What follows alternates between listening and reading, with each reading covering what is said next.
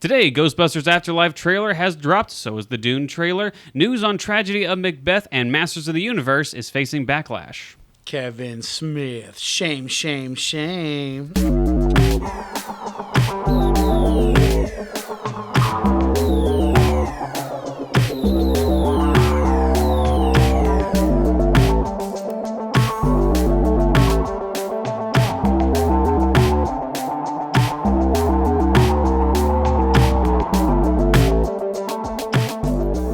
The lady did in Pulp Fiction. I don't remember. You probably shouldn't be doing this while I'm drinking. She's the eyes. Oh, the eyes.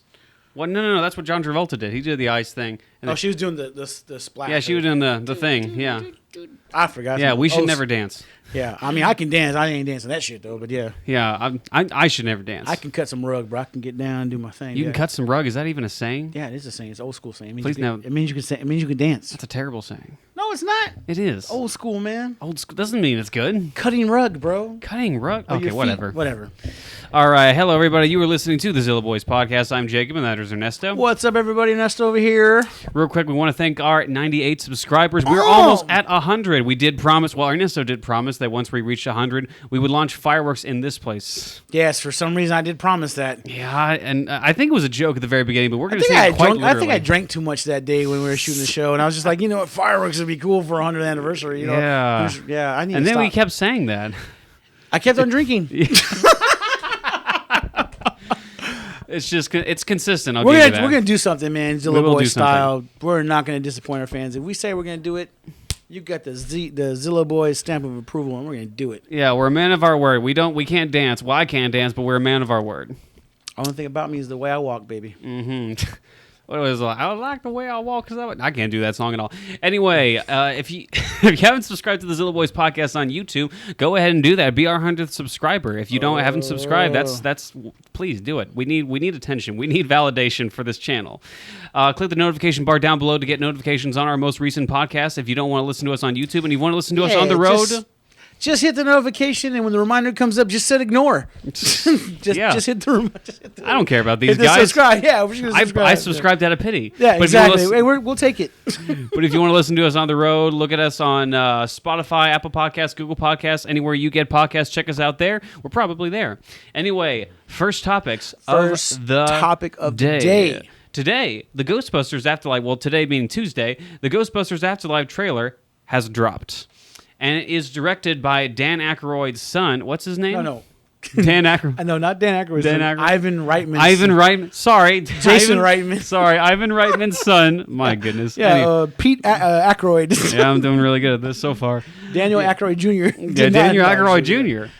Anyway, the Ghostbusters Afterlife trailer has come out, and it looks rather nostalgic to the original. In fact, it kind of looks epic in a way, if you think. Like I told you today, like when we first started this show, we asked what movies we're really looking forward to come out this year, and I told you number one was Many Saints, and number two was Ghostbusters Afterlife.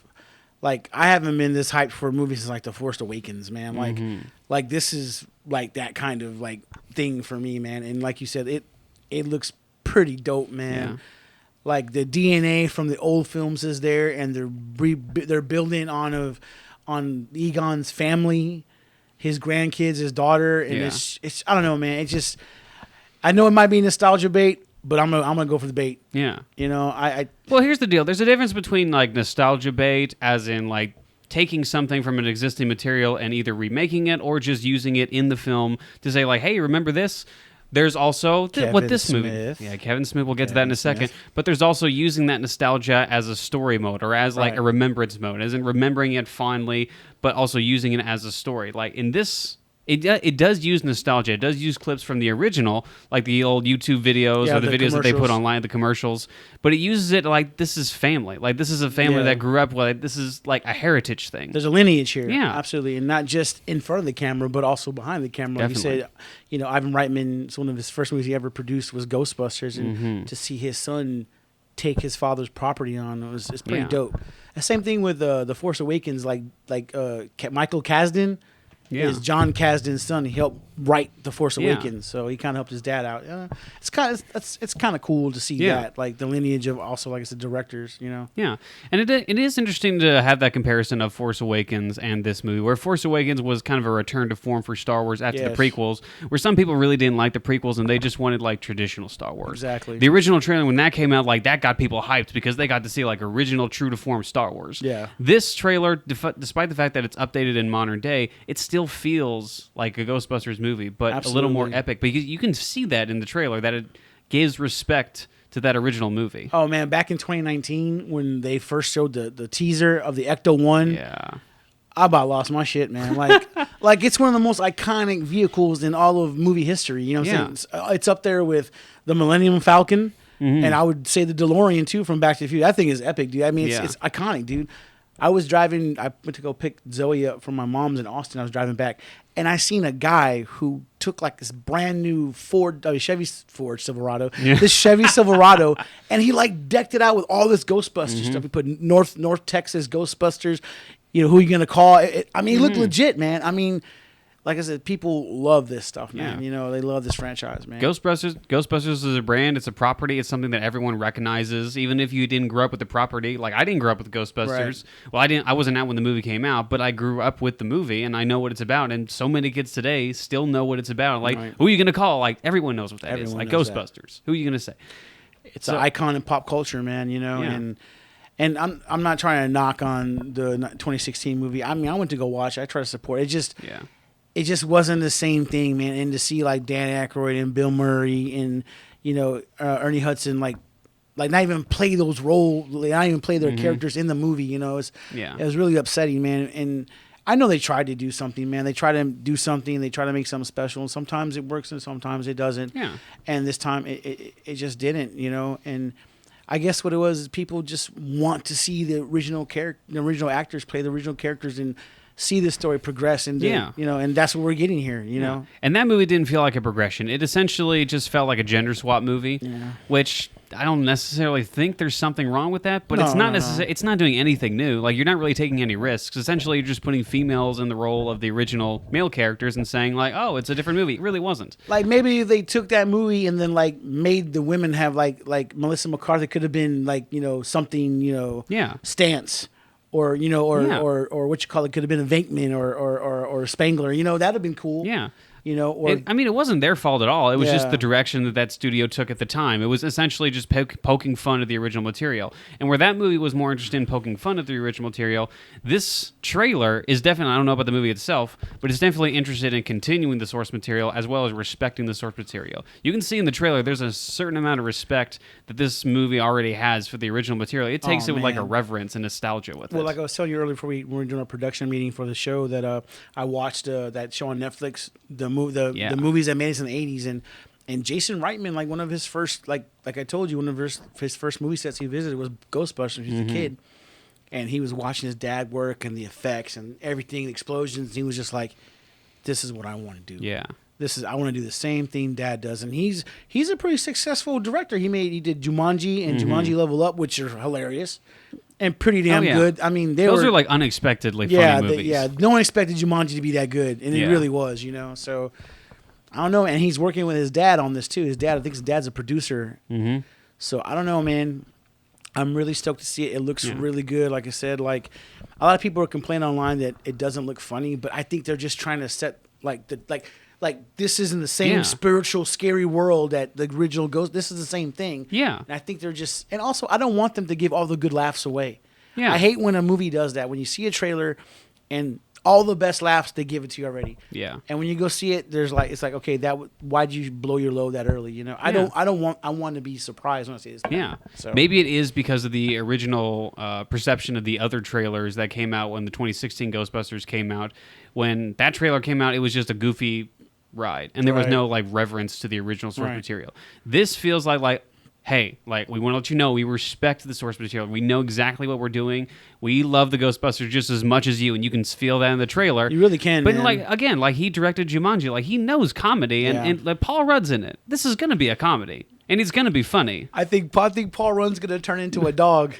What? Yeah, like. Oh yeah, you mean like because the they show Gozer. They show Gozer. Yeah. They show her hand or its hand. They or show whatever. like a statue of Gozer, like in some kind of cavern. Yeah. And then we see the dog, the gargoyle chase him out of Walmart. Yep. he's gonna turn into. I think he's gonna turn into a gargoyle, man. I think it's gonna be funny, dude. Also, has Paul Rudd ever aged? He looks the same as he did 20 years ago. He's like almost 60, and he's only got a little bit of gray hair, man. I know. He looks like he could be like almost a little older than me. But so he's jealous. Freaking him. over 50 years old. He looks ridiculous. good for his age, man. He's always looked good though, man. But he also seems like the coolest guy to hang out with ever. Just like a chill dude, man. Yeah. Next to Matthew McConaughey, he seems like the actor in Hollywood that is like, he looks man. like a chill guy, but looks like he's gonna lose his shit in this movie. Like he's like, oh my god, like just freak out. I can't wait to see it, man. But anyways, like at the end, they don't show Dan Aykroyd, but he picks up the phone. He's like, we're closed. We're closed. You can tell it's his voice, man. Does that mean that's still like a Ghostbusters shop, or is that something else? Because in part two, the Ghostbusters retire because they're blamed for the destruction in New York. They have them kind of cover up, and he opens up a bookshop. That's the bookshop. It's called Raise the Cult. Okay, gotcha. Yeah, cool. like he opens a bookshop. Egon goes into doing some kind of science studies. Yeah. Venkman starts his own psychic show, which was really funny.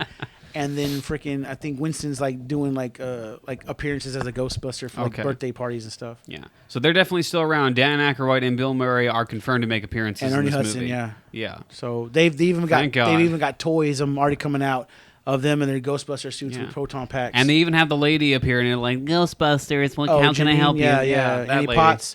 That was so cool. She was like, she's aged well too. She was like, your dad could barely, keep the lights on, and she's like, so we don't have nothing. She's like, I wouldn't necessarily say you don't have nothing, man. His granddaughter's pulling out like ghost traps, and they're playing his grandson's fixing Ecto-1. I mean, I don't know, man. I just love that car, man. It's an old hearse or old ambulance, and it's just I cannot wait to hear that siren. That meow, meow, meow. And they got some really cool modifications to on the gadgets, thing. yeah.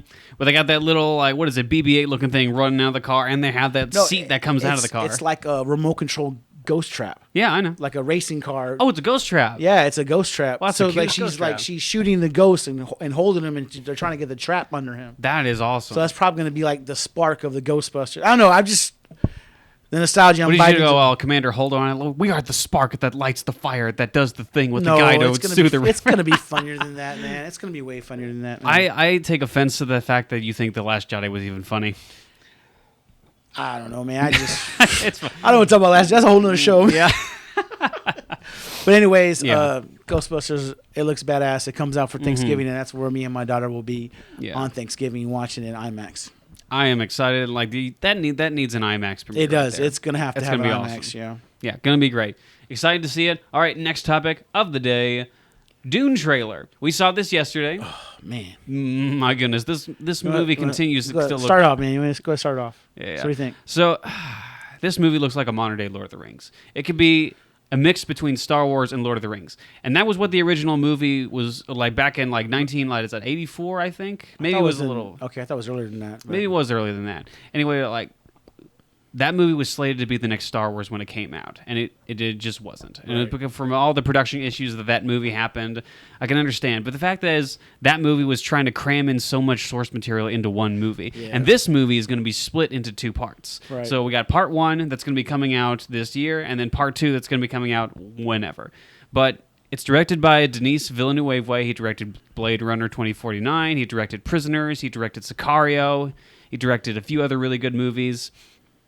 He's freaking amazing. He hasn't made one bad movie, in my opinion. Did he do RoboCop? No, he didn't do RoboCop. No, he didn't do 2014? No, he didn't do that. The reboot RoboCop? Man, that would be a really big departure if he did. But no, he did not do that movie. I thought that was him. But all of his movies have been like very meditative movies. Like Blade Runner 2049 is not an action movie. No. Like it very much stays true to the original Blade Runner. It's a suspense movie. It's a mystery movie, but it also like it kind of meditates on like what is it? The human condition, I guess. Like, what does it mean to be human? And that movie does the same thing, and it paid perfect homage to the original Blade Runner movie. And I think because Denis Villeneuve understands source material and he understands how to adapt source material that makes sense on screen, I think he's the perfect fit to do this movie because of his success with Blade Runner and the fact that he's able to direct with such confidence at this point. It just looks beautiful, man. It does. It looks from the costumes to the ships to the worlds to all these damn A-list actors that's in this damn movie, man. There are so many people in this movie. Oh my God, Momoa, Bautista, Josh Brolin, freaking Oscar Isaacs, Javier Bardem. I mean, dude.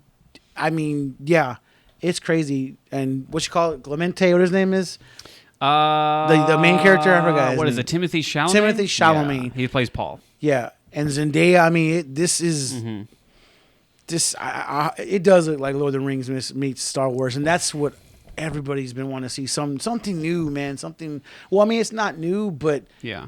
It looks like what John Carter should have been. And not to necessarily dog on that movie. I like John Carter. It was an okay movie. But this feels like an upgraded version of that movie. It doesn't feel like a Disney movie. It feels like its own thing. Yeah, you see all these ships and these armadas and all these soldiers. Like, it's really big and epic in scale. And it still looks just, I don't know, like, it looks simple because of the color palette. But it's beautiful, man. I don't explain it, man. And Villanueva, he's a good storyteller, man. And I think, he takes his time with his movies. He takes his time, and he's gonna. I think it's like 2.5 hours long. So yeah, it should be. He's gonna get time to tell this story, man, and to get all these actors to bite in, to commit. For this movie was huge, man. And all of them seem like they're having like a freaking amazing time on this movie. Oscar Isaac looks so like regal as the king. Like just all his lines he delivers was awesome, man. Yeah. Like, God, he's such a good actor, man. And even Josh Brolin, he's like smiling. I am smiling. I am smiling. This movie looks a lot more funny than his other movies. Like Blade Runner 2049, Prisoners, like all those were pretty somber movies with like maybe one or two jokes in them. This seems to be a lot more blockbustery, and that's not a bad thing. Well, because it's House of Trade, and it's a family. Yeah. You got cousins and uncles and that's what you can see the familiarity. With the family. Like when Jason Momoa was like, "Oh, you put some muscles on," he was really like, "No." You haven't. And I mean, even in the original trailer, they were greeting each other like a big hug. It's like, my boy. Yeah, like big cousin or big brother or something. Like it's got that feel to it. It's really cool. Like it's really genuine, Mm-hmm. So. And I'm gonna give it like a quick shout out to Zendaya for a second. I remember when I was growing up, there was a show on Disney Channel called like Shake It Up. She was like one of the people on that show. And usually, when a child actor starts off on a Disney Channel original, that usually like bodes awful for them for the future. But she was able to like move past that. Now she's actually like nailed some really awesome blockbuster roles as well as some like really good indie flicks as of recent. Yeah, she was the voice of Lola Bunny on Space Jam's New Legacy. I mean, it's not a. Yeah. I didn't like that movie, but it was cool that she's doing voice acting too. You know, like she's taking a risk, man. It's risk versus reward, and she's reaping the reward for. She's really reaping the reward, and the fact that she's one of the head figures in this movie, man. Yeah. Like you see her a lot in these trailers. Yeah, I don't know, man. I can't wait to see this, man. It looks, and the sandworms look dope, man. Woo, man. Yeah, I can't wait, man. I think this is gonna. I think like Timothy Chalamet is looking at that thing way too calm. It's like if there's a giant worm with like thousands of teeth staring at, not staring at you. It's got a giant hole and he's staring at you. Like, I would not only be not standing still as calm as he is, I would be pooping my pants and like digging down a hole. It's like I'm gonna get away with this. He's just got this like this stoic look to him. Like he can be quiet and calm, but just looks so stoic. Like I still wouldn't want to mess with this guy. He has a Ryan Gosling apparel to him. Or Ryan Gosling like has mastered the stoic look, or Brad Pitt in his stoic look. Yeah. Like he's mastered that type of acting, and Timothy Chalamet has the same type of stoic look where he doesn't need to emote too much in order to act. And this comes out at Christmas, right? I think it comes out in October. Let me check that out real quick. Dune 2021 release date. Blah, la, la, la, la, la, la. When does it come out? October. Okay. I was right. You're right. Yeah, the very end of October. October 22nd. Oh, and on HBO Max. I guess we'll be doing a watch party. We will be doing a watch party of this movie. For sure. Oh, and shout out to my future wife, Rebecca Ferguson. Love you so much. Who's that? Rebecca Ferguson. She was the woman in Mission Impossible. Wasn't she on the Inglourious Bastards? No, she was not in Inglourious Bastards. That was another one, but she was in Doctor Sleep. Okay. Yeah. I guess she was also in Greatest Showman. No, she wasn't. Was she in Inglourious Bastards? No, she wasn't. I'll take it on Inglourious Bastards real quick. Let's see. She played I think she played the woman that owned the movie theater. No, that was another chick. Let's see. All right, cast real quick. Oh yeah, Melanie Laurent. That was who it is. Okay, I was wrong. Yeah. They kind of look alike. They favor each other. Yeah. No. Diana. She was the actress. Yeah, she was the actress, and then Melanie Laurent, which by the way, she's Fraulein von Hammerschmidt. Fraulein von Hammerschmidt. By the way, just so you heads up, what is it? Melanie Laurent. She's a fantastic director. If you get a chance, check out a movie called Galveston. It came out at South by Southwest, and it was probably one of the best movies we saw that year. It's about Galveston, Texas, right? It is Galveston, Texas. Oh, wow. It was filmed in Galveston, Texas. I'm going to check that out real quick. Oh, my God. Galveston, Texas. This is what we do. We look up facts when we're supposed to be actually doing the show.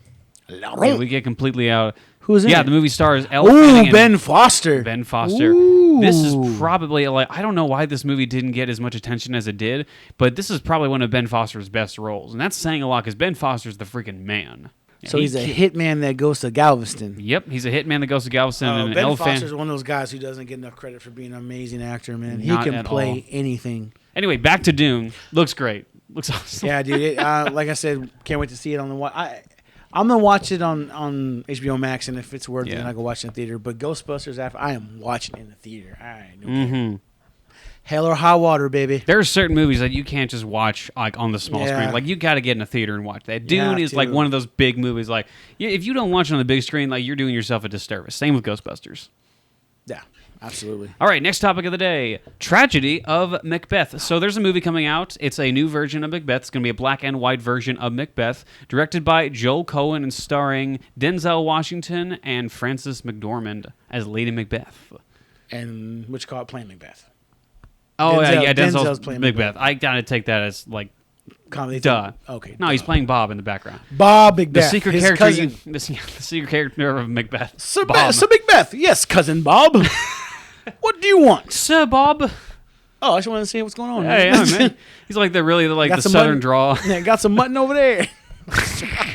Bob's like the dumb cousin of Macbeth. Anyway, this is going to be a new version of Macbeth, directed by, like I said, Joel Cohen. This is going to be the first Coen Brothers movie that doesn't direct have the brothers. Yeah, that doesn't have the brothers in it. It's just going to be Joel Cohen in this.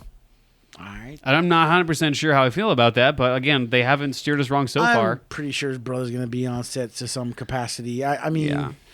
It's all about family.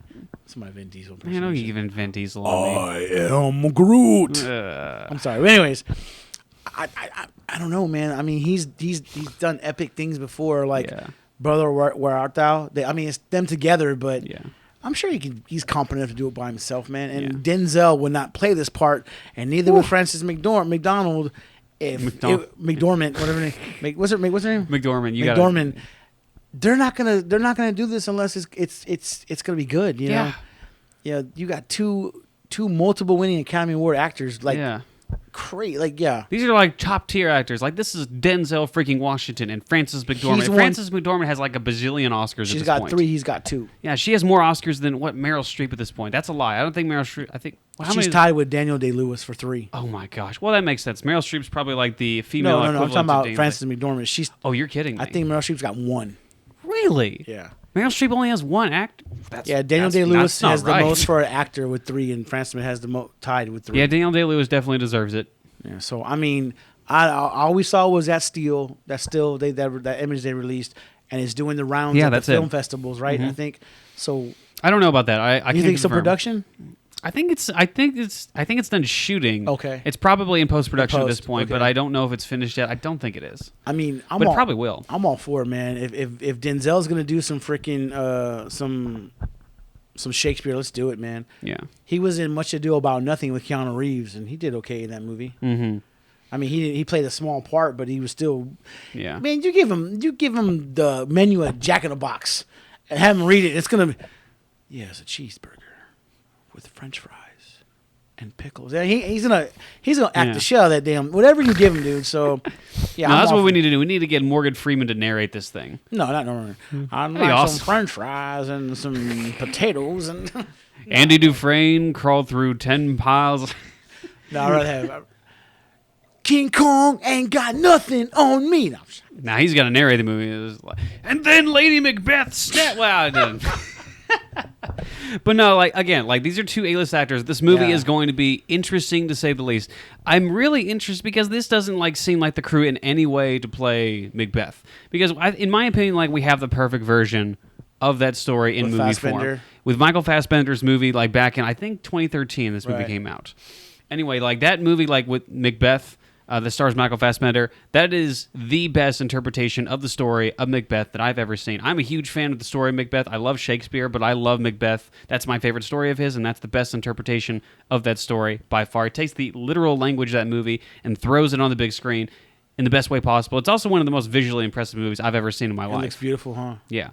But I like that we're not getting the same movie. Yeah. Like they realize like we probably have our perfect version. We don't need another version. So this is going to be different. It's starring two people who who wouldn't necessarily consider to be like Macbeth and Lady Macbeth, but there are two like powerhouse actors, and they're shooting in black and white, and it's Joel Coen. Like that's a strange pairing.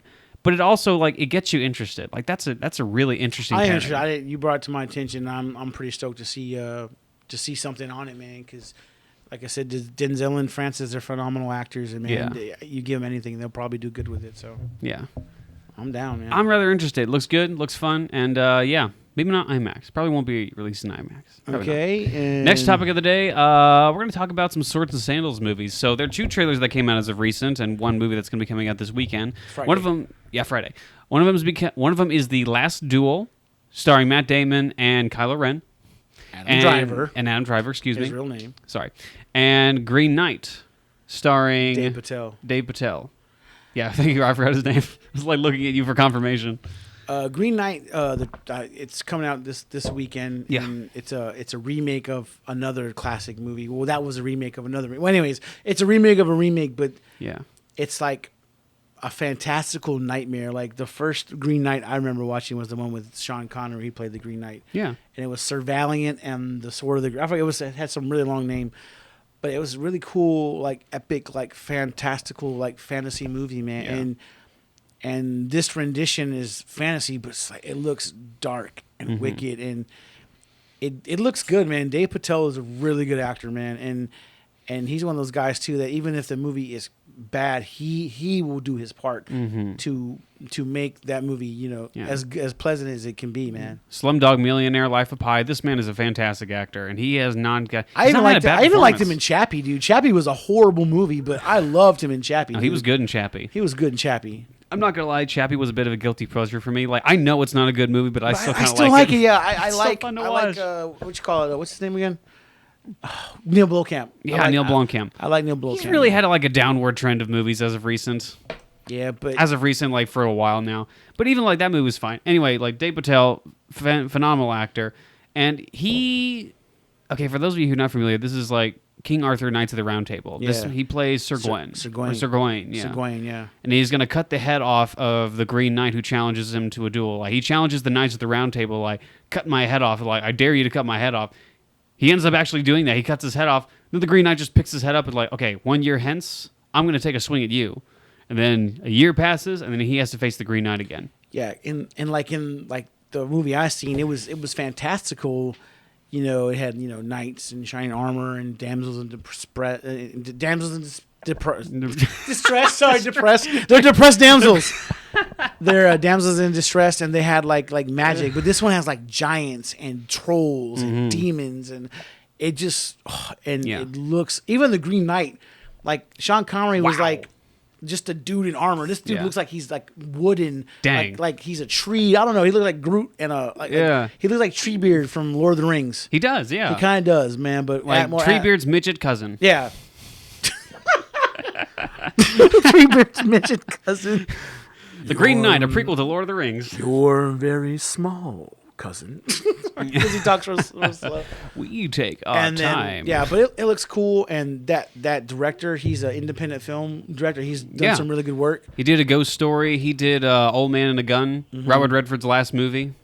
That was a good one. Yeah, that was a really good one. He makes movies that are very meditative. Yeah. And this movie does not look like a very action-based movie, which I'm sure it will have like action-based elements. But it looks very like meditative. It looks like take your time, tell the story, let the characters live in the environment kind of thing. And we watched a review right before we did this thing, and it looks like that's what it's going to be. It's going to let the visuals tell a story. It's going to let the actors emote. It's going to let it breathe. Yeah, it's going to let it breathe.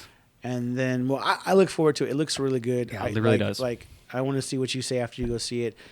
And then the other trailer that dropped this week was called Last Duel by Ridley Scott, and has Kylo Ren, Adam Driver. Yeah. And Matt Damon. Yeah, Matt Damon. And also Ben Affleck. And you got time off from Jennifer Lopez to go make a movie. So I didn't zing. But it looks like it's up there with Gladiator, man. Like it's based on a true, I don't know how true, it's a true story, true events. Yeah. But it's adaptation. But it just, man, it looks visceral, man. And it's like Matt Damon's like this lord, and Kylo Ren is this other lord. I keep on calling him Kylo Ren now. I'm not gonna not call him Kylo Ren. And so he's Kylo Ren supposedly rapes Matt Damon's wife. Yeah.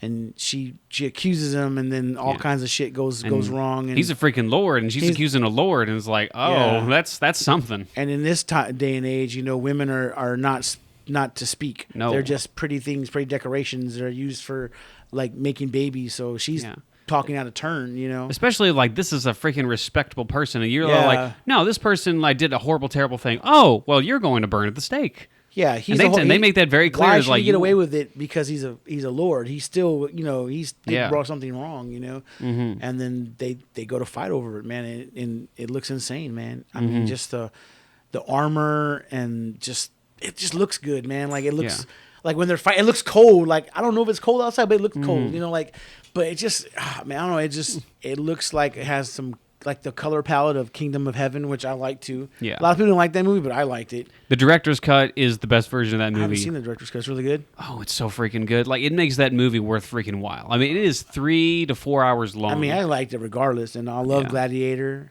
And, I mean, I don't know. It looks like it's going to be really good. Like, we were talking the other day that we don't see enough medieval movies, and they're starting to come out now. So that's really cool.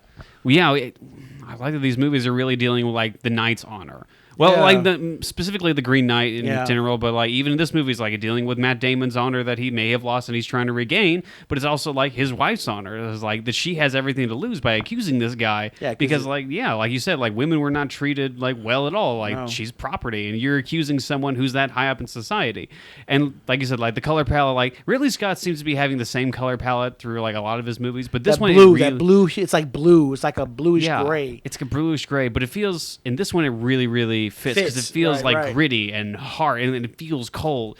And when you see Matt Damon and Kylo Ren fighting in the trailer, it feels so freaking brutal. Yeah, like brutal, they're going to kill each other. Yeah. And you see like they're cutting each other's faces open, and you can see this you can see the wounds and the blood, and just them like exhausted from fighting. Yeah. You can only swing a sword so many times and miss until you're tired, it looks really good, man. I will say, like, I'd never expected Matt Damon to be in a Swords and Sandals movie, and he looked convincing. I will give it, like, he looks great. Ben Affleck looks out of place. Dude, Matt Damon looks hardcore. He's got this scar on his face, and he's all messed up, and he's got that cool mohawk. Ooh, he looks awesome. And Adam Driver just looks amazing with his long hair. Adam Driver's just good in anything. You're the reason I'm not going to cut my hair, Adam Driver, because you got those locks, baby, and I'm digging it. That's why I said Kylo Ren is like, he has got the long hair. He's got the long flowy hair. Right, Matt Damon, his British accent is horrible. I'm not Matt Damon. I'm talking about Ben Affleck. Ben Affleck. Ooh, terrible. His freaking accent's about as bad as Ray Winston's from Black Widow. Oh, we left that out in the watch party, but I made a big old thing about Ray Winston's awful Russian accent. Oh my god, so awful, man. I could do a better Russian accent. And this is my Russian accent. Hello, love. I'm from Russia. I'm Black Widow. And he's like, excuse me, love. He's like, I thought you were supposed to be Russian. I mean, hello, love. Sorry. Yeah, sorry. But no, his accent's atrocious. But I love Ben Affleck. So Ben Affleck's great. Like I just recently finished The Town again, and like that is a wonderful movie. Such a good movie. Ben Affleck's a great director. He's a great actor. He just feels so out of place in this. I'm glad these movies have not gone the way of the Western. Like the Western, like the last movie that I can think of like that was good that came out like was Django Unchained, Hateful Eight. What is it? Magnificent Seven, or maybe like Bone Tomahawk.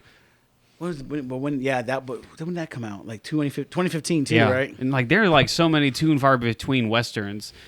And the same way with like the swords and sandals genre, you don't see a lot of movies of that genre come out. Yeah. But I'm really happy to see like there are movies that like they're taken with respect, with people that have passion for it, and people that are taking the time to make it look fantastic. And just some really good filmmakers are making these things too. Like Truly, like that's Ridley Scott, and like that's the guy who made like Ghost Story. Like they're gonna take these genres and these movies seriously, and they're gonna give them the respect they deserve. Anton Fuqua with a Magnificent Seven. That's probably one of my favorite ones. My goodness, that was a great retelling. Yeah. Oh my God, so good, man. I've never noticed. I never knew that I wanted Denzel Washington in a western so bad until I saw that movie. You sure you don't want my gun? Like we just said, you put a damn menu at Whataburger in front of him, and he's gonna tear it up, man. You just put Denzel Washington in a movie, and it'll be great. Him and Magnificent Seven was badass. Yeah. Anyway, I'm super excited for these movies. Happy the swords and sandals genre is still here, and glad we're getting good ones. And gonna get an injection of new life, man. Maybe these movies will do pretty good, and at the box office and critically too, and maybe spawn some interest. Because when Lord of the Rings came out, it raised the bar for everything else, man. It just takes a couple good movies to reinvent the genre, man. And that's all it needs. Man. It's going to inspire like younger filmmakers. The same way Quentin Tarantino, every time he makes a movie like from the Western genre, it kind of reinvigorates that genre, and it gets younger filmmakers or current filmmakers to say like, I remember that genre, or I really like that genre. I want to make a movie like that. It inspires people. So it's awesome that they're bringing it back. Yeah, absolutely. Yeah. All right, next topic. Oh boy. So I'm going to combine two of these topics real quick because they kind of go hand in hand. Clerks 3, there's a bit of news on that, but more particularly, Masters of the Universe is facing a bit of backlash. So Masters of the Universe is the new series that's on, Netflix, I think? Yeah, Netflix is produced by Kevin Smith, and it stars not the person who you think it's going to be starring. Ernesto, why don't you go ahead and fill us in on this one? Oh, man, I don't know. It's a He-Man cartoon, and He-Man's hardly in it. And I watched it.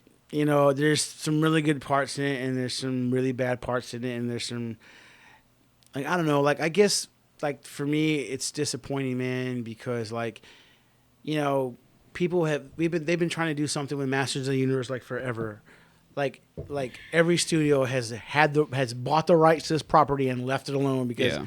They just don't want to touch it. It doesn't work. They lose directors. They can't get the story right. They can't do this. They can't do that.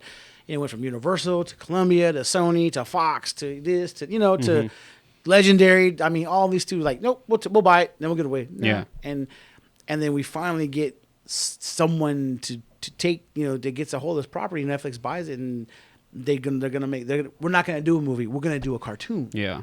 It makes sense, because you'll never be able to get the same, I don't know how to say it, it's not the same with live action. The original He-Man cartoon was a cartoon. Yeah, cartoon. Yeah, you're not going to be able to achieve the same thing with live action. So when they announced that it was going to be a cartoon, I was like, that's badass. And then they said that... And to their credit, the trailer looked pretty good, and it seemed to replicate that animation style, but updated. And that studio that makes them, they make Castlevania, and I freaking love Castlevania, dude. And it's got the same animation style, and everyone was hyped. And He-Man's in it, but it is unfortunately a more Tila-based-esque, driven cartoon. Yeah, and we talked about this a while back. I think the news came out, and we talked about it on the show that it was going to be half He-Man and then half Tila.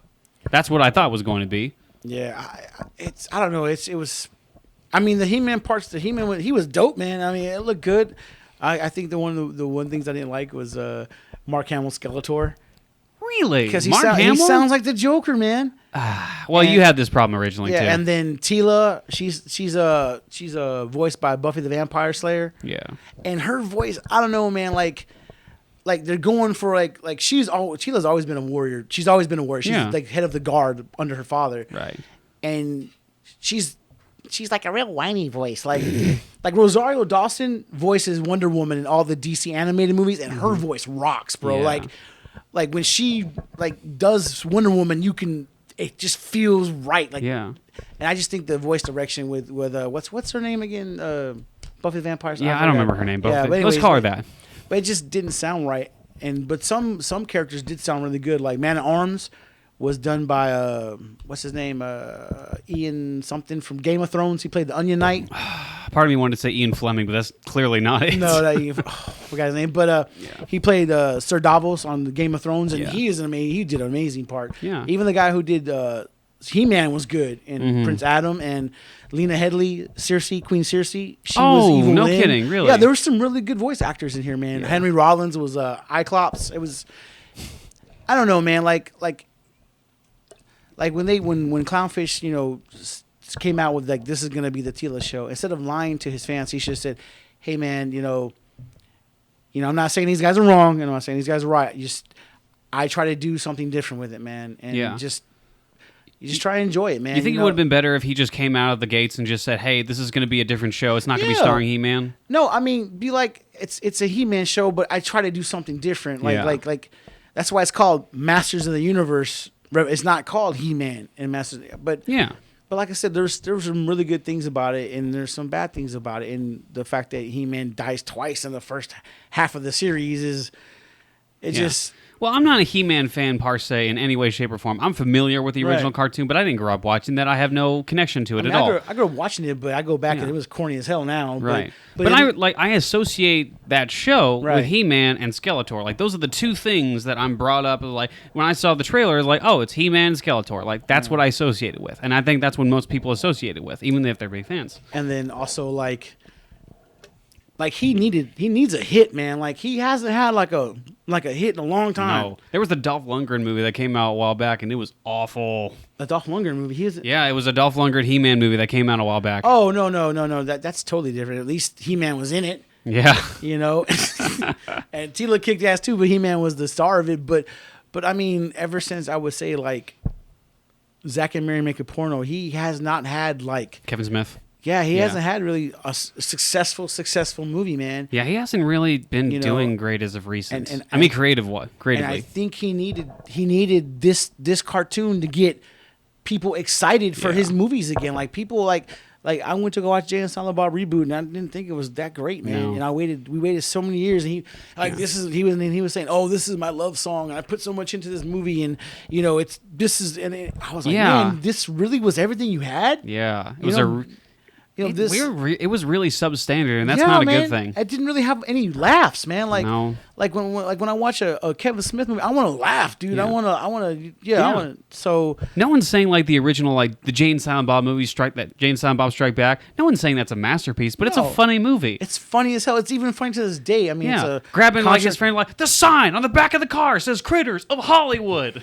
That movie's funny. It's controversial. I mean, now sure, it's controversial really is these days. Every movie back then is controversial if you're woke. But I don't know. I just think that like the fans were behind him, bro. His people, his followers are behind him. Yeah. And then to tell him like, nah, man, don't worry. Lie to him. I thought that was kind of messed up, man. If he would have just like said, hey, man, this is a different kind of show. I tried something different. It might stick and it might not. Just don't, I don't know, man. A lot of people are coming out of the gate works and saying like Kevin Smith's career is over. Like, there's a lot of backlash on him. Like, I didn't really expect. I knew the He-Man show wasn't going to be like 100% true to what it originally was, and I figured it was going to be a little woke because that's just the Hollywood trend at this point. Yeah. But I didn't expect the backlash that was going to happen because I looked online one day. All I did was Google Kevin Smith. And then articles popped up as Kevin Smith faces backlash. Kevin Smith argues with fans oh my gosh, this doesn't even sound like Kevin Smith because he's always a happy, jovial guy. Yeah, he's become the kind of guy that he used to make fun of all the time, man. Yeah. The kind of guy that he would look at this freaking dummy over here, this asshole, and he's starting to become the asshole, man. Is it possible because he's been institutionalized? Because you've seen him in working with these big budget films, not necessarily as a creative head, but maybe as a producer. He's kind of been in Hollywood for too long that he's kind of been disenfranchised with the indie filmmaking, possibly. I think maybe he just hasn't had a hit in so long that he had to bend the knee to the studio. Possibly. You're Kevin Smith, but when was the last time you had a hit? That's true. We're going to give you this, and you can be a producer, but we're still going to, we want you to do this. We want you to check this box, check this box, check that box. I mean, when was his last good movie? That's what I'm saying. I think it was Zack and Mary Make a Porno. Yeah, it probably was. And that was 2008. Yeah, that was almost 15 years ago. It's been over a decade, and he hasn't really made a good movie. I mean, Tusk wasn't that good. What am I saying? Tusk was bad. Tusk was really not good. Tusk was horrible, man. I mean, some people like it. I didn't like it, man. I don't understand. Like, you have to, like, his fan base, he has a fan base, but they really, like, you really have to have a dedicated fan base for them to stick with you that long if you're making these movies. Like, what is it? The movie that starred his daughter and Johnny Depp's daughter? That was awful. Yoga Hosers, yeah. Oh my God. What a piece of crap. And then, actually, Red State was okay. That was all right. It was all right. It was different from his kind of movie, so it was kind of cool to see. Yeah, I think in the grand scheme of things, that's like an okay movie at best. At best, yeah. But I'm saying it's way better than Tusk and then Yoga Hosers. Yeah, and I mean, everything's better than Yoga Hosers. And then Jay and Silent Bob reboot. I don't even know what happened there, man. Like, it's not a horrible movie, but it's just really substandard. Yeah, because I think for me, probably my top Kevin Smith movie is probably Jay and Silent Bob Strikes Back. It's the most meta. It's got the most cameos. It's got the most everything going on. Yeah. And I expect him to go bigger than that. Yeah. You know? And there's, like, I personally, like, my favorite of his is Clerks 2, minus that one scene that everyone, like, sees as most controversial. I just got to skip over that part and see the rest of it. I love that movie. And the sexy stud. What was it? And the Nah. He has, like, you can see he's changed. And I want to compare him to, like, Quentin Tarantino and Robert Rodriguez for a second. Because, like, those were, like, if you see, like, the behind the scenes of Clerks 2, he hangs out with them. Like, those are his friends. Yeah, like, absolutely. Quentin Tarantino, his voice has evolved. But it's kind of stayed the same. Because he's kind of kept the same style. He's kept the same witty dialogue. But he's also kept consistency throughout his films. Right. His filmography is fantastic. And Robert Rodriguez, like, even though some of his films have kind of faltered, in my opinion, like, he's had pretty consistent filmography, too.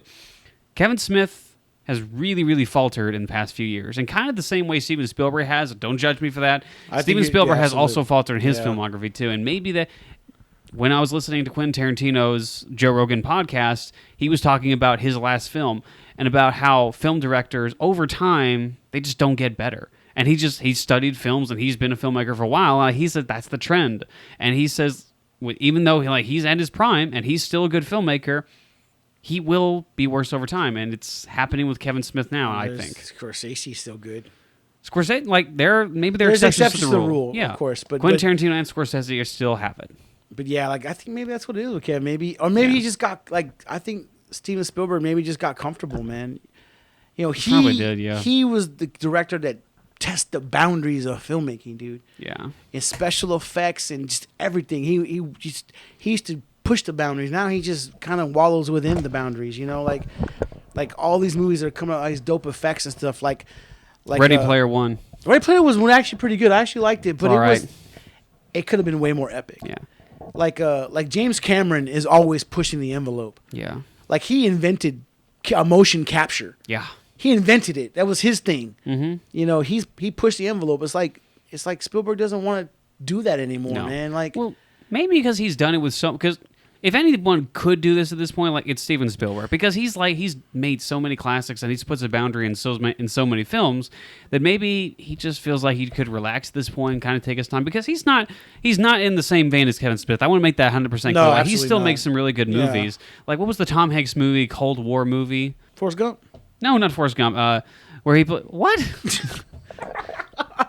That's Robert Zemeckis. I'm sorry. He was in Bridge of Spies? Yeah, he was in Bridge of Spies. He was the main guy in Bridge of Spies. Okay, I know Mark Rylance, that other guy, he won the Academy Award for it. In my opinion, undeservedly so. In my opinion, Sylvester Stallone should have won that year. He was nominated for in Creed 2 for playing Rocky. Oh, okay, that was that year? In my opinion, Sylvester Stallone should have won. I'm not saying Mark Rylance is a bad actor at all. I think he's great, but honestly, I think he stole that from Sylvester Stallone. Either way, still a great performance in that movie, but that was still a pretty good movie. Hey, yo, chickens must be getting slow. What? I love that. Yeah. he's like, hey, you want this list? No, it's in the cloud. He's like, what cloud? What's the cloud? What cloud? What are you talking about? It's a great movie. Yeah, I don't know, man. And the thing is, I really do like Kevin Smith, man. You know, and even though he's messed up, I'm still gonna support him, man. You know, I'm still gonna. He's one of the guys I'm always... Yeah, I will. You know, I am, dude. I hope Clerks 3 is a lot better than this, man. Please be. That's going to be my last draw. If Clerks 3 isn't good, I think I'm going to give up on Kevin Smith, man. The thing is, I think it's going to be substandard at best. I don't think it's going to be any... Because I don't think there's any room to, like, push the envelope anymore with, like, certain people. Because, like, with Clerks, that was a really offensive movie. And Clerks 2, that was even more offensive. And he can't do that anymore because he'll get his ass strung up. And like, cancel that was the culture. same thing. The same thing with Jay and Silent Bob. Jay and Silent Bob Strikes Back was an incredibly offensive movie, but it was still fun. Like some people like that offensive humor because it does push the boundaries, and you can't say that in public, which makes it funny, and you can't do that anymore. Maybe it's just like most comedic actors, they have where they're really hot and their comedy is funny, and then they fall off because comedy changes. Maybe it's happened to Seth Rogen. Maybe it's finally happened to Kevin Smith, man. I don't 100% agree with the whole thing that comedy changes. I think what's funny is funny. Well, it was funny to me. It's funny to me, but at the same there used to be a big comedian group that just said just offensive stuff. And I'm not saying that you need to be saying that all the time. There's an appropriate way to say it and there's a not appropriate way to say it. Yeah. But at the same time, it's there was a style of humor that pushed the boundary of what was right and what was wrong, and that was funny. It really was. And you just can't do that anymore or you're going to get canceled. Yeah, Kevin Smith's one of the other guys besides Quarantine like to use the N-word in his movie. Yeah. But not with a hard R, with the AH or the A. And he can't do that no more. No. Quentin Tarantino still does it in his movies, and Spike Lee is all up in arms, but what is it, Samuel Jackson? He defends him every time. Quentin Tarantino's going to do what the hell he wants to. Yeah. He's him, dude. He's not going to bend the knee to anybody, man. No, and he shouldn't. But he's probably the only directors that could get away with that because he has a repertoire of offensive films. Yeah. And he just doesn't care. Again, within the Joe Rogan podcast, when the betrayal of Bruce Lee came up, he just says, well, I understand if his daughter has a problem with it because that makes sense. But everyone else, you blow me. Yeah, essentially. Blow me. But yeah. It's with K, man, it's just hard to see, another guy, another one bending the knees to Hollywood, man. And I understand you gotta make money, you got bills to pay, and it just sucks that his fans suffer for it. You know what I mean? Because his fans really have stuck with him. Man. Since Clerks came out 1995, I've been with him since 1995, man. I remember the first time I watched Clerks, what the hell, we gonna watch a damn black and white movie? What the hell? My friend's just watch it, dude. It's hilarious. All right, I guess, man. I was like, holy cow, this shit's so snowballing. Come on, man. Come on. It was hilarious, man. And I also, another one was Dogma was really funny, dude. Didn't see that one. Oh, that's one of his best ones too. I think that's my second favorite one. But yeah, he just I guess he can't do his thing anymore. So this is what he has to do, man. You know. I just wish he would have been more honest about it, man. Yeah, me too. I also want to say, as of right now, let me check. Yeah. We have 204 views on our Black Widow reaction. And I just want to say thank you for everybody for watching it, man. Thank you. Thank you, Johnny, for coming over and pulling that all-nighter, man. We shot the show and then the watch party. He was there till midnight and had to drive back to McKinney from North Richland Hills, an hour and 20 minutes. Thank you, Johnny. I think we were all near passing out at the very end. If you see us slumped up on the couch, we're about to die. That's why I'm laying back, I'm passing out. But Johnny was a trooper, and it was a good time. We had a really good time that night. Mm-hmm. Thank you, Johnny, for coming. We had a good time shooting. Hope you guys watch a lot more. Yeah. It was really fun. Again, like Ernesto said, thank you, Johnny. Thank you all for watching that. It was really fun to do. Anyway, that is going to be it for the 27th episode Let's of the get it past Zillo Boyz Godzilla podcast. And King Kong, man. Let's get to 2,000 views. Come on, everybody. Anyway, that is going to be it for the 27th episode of the Zillo Boyz podcast. Thank you all for subscribing. If you haven't subscribed, go ahead and click the subscription bar down below. And ignore us. And yeah.